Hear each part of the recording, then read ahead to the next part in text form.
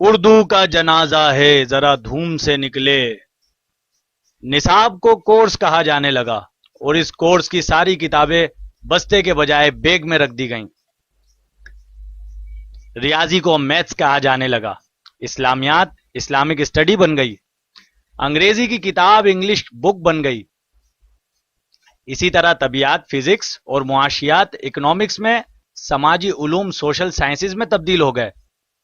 پہلے طلبہ پڑھائی کرتے تھے، اب اسٹوڈنٹس اسٹڈی کرنے لگے. پہاڑے یاد کرنے والوں کی اولادیں ٹیبل یاد کرنے لگیں. اساتذہ کے لیے میز اور کرسیاں لگانے والے ٹیچرز کے لیے ٹیبل اور چیئرز لگانے لگے. داخلوں کی بجائے ایڈمیشنز ہونے لگے. اول، دوم اور سوم آنے والے طلبہ فرسٹ، سیکنڈ اور تھرڈ آنے والے اسٹوڈنٹس بن گئے.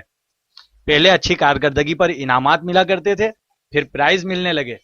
یہ سب کچھ سرکاری اسکولوں میں ہوا ہے. باقی رہے پرائیویٹ اسکول تو ان کا پوچھئے ہی مت.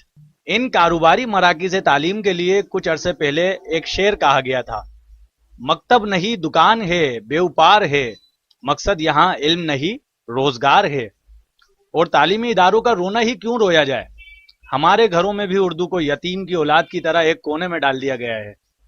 خوابگاہ کی البتہ موجودگی لازمی ہے تو اسے ہم نے بیڈ روم کا نام دے دیا. باورچی خانہ کچن بن گیا اور اس میں پڑے برتن کروکری کہلانے لگے. غسل خانہ پہلے باتھ روم ہوا، پھر ترقی کر کے واش روم بن گیا. مہمان خانہ یا بیٹھک کو اب ڈرائنگ روم کہتے ہوئے فخر محسوس کیا جاتا ہے.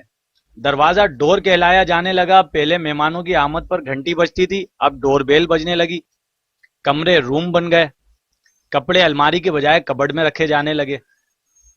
ابو جی یا ابا جان جیسا پیارا اور ادب سے بھرپور لفظ دقیانوسی لگنے لگا. اور ہر طرف ڈیڈی، ڈیڈ، پاپا، پپا اور پاپے کی گردان لگ گئی. حالانکہ پہلے تو پاپے صرف کھانے کے لیے ہوا کرتے اور اب بھی کھائے ہی جاتے ہیں. اسی طرح شہد کی طرح میٹھا لفظ امی یا امی جان ممی اور موم میں تبدیل ہو گیا. سب سے زیادہ نقصان رشتوں کی پہچان کا ہوا. چچا، چچی، تایا، تائی، ماموں، ممانی، پھوپھا، پھوپھی، خالو، خالہ، سب کے سب ایک غیر ادبی اور بے احترام سے لفظ انکل اور آنٹی میں تبدیل ہو گئے. بچوں کے لیے ریڑھی والے سے لے کر سگے رشتہ دار تک سب انکل بن گئے. یعنی محمود و ایاز ایک ہی صف میں کھڑے ہو گئے. ساری عورتیں آنٹیاں، چچا زاد، ماموں زاد، خالہ زاد، بہنیں اور بھائی سب کے سب کزنز میں تبدیل ہو گئے. نہ رشتے کی پہچان رہی اور نہ جنس کی. نہ جانے ایک نام تبدیلی کی زد سے کیسے بچ گیا. گھروں میں کام کرنے والی خواتین پہلے بھی ماسی کہلاتی تھی، اب بھی ماسی ہی ہیں. گھر اور اسکول میں اتنی زیادہ تبدیلیوں کے بعد بازار انگریزی کی زد سے کیسے محفوظ رہتے؟ دکانیں شاپس میں تبدیل ہو گئیں اور ان پر گاہکوں کی بجائے کسٹمرز آنے لگے.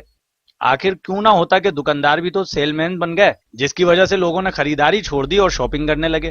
سڑکیں روڈز بن گئیں. کپڑے کا بازار کلوتھ مارکیٹ بن گئی. یعنی کس ڈھب سے مذکر کو مونس بنا دیا گیا. کریانے کی دکان نے جنرل اسٹور کا روپ دھار لیا.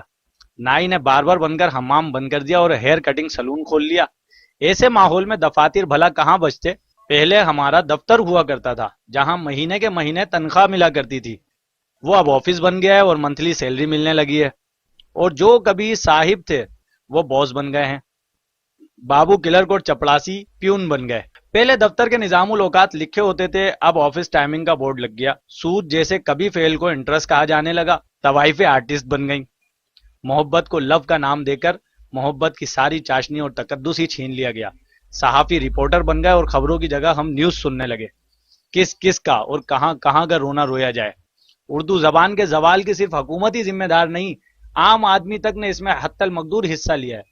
اور دکھ تو اس بات کا ہے کہ ہمیں اس بات کا احساس تک نہیں کہ ہم نے اپنی خوبصورت زبان اردو کا حلیہ مغرب سے مرعوب ہو کر کیسے بگاڑ لیا ہے.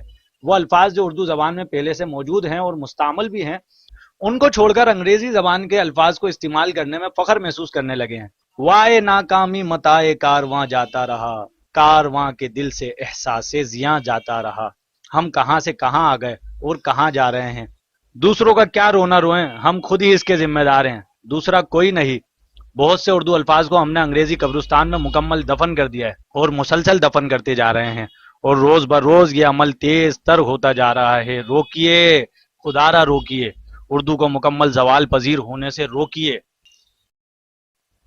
مزید اس قسم کی ویڈیوز دیکھنے کے لیے ہمارا YouTube channel Urdu community subscribe کیجئے. ویڈیو پسند آئی تو شیئر کیجئے، لائک کیجئے.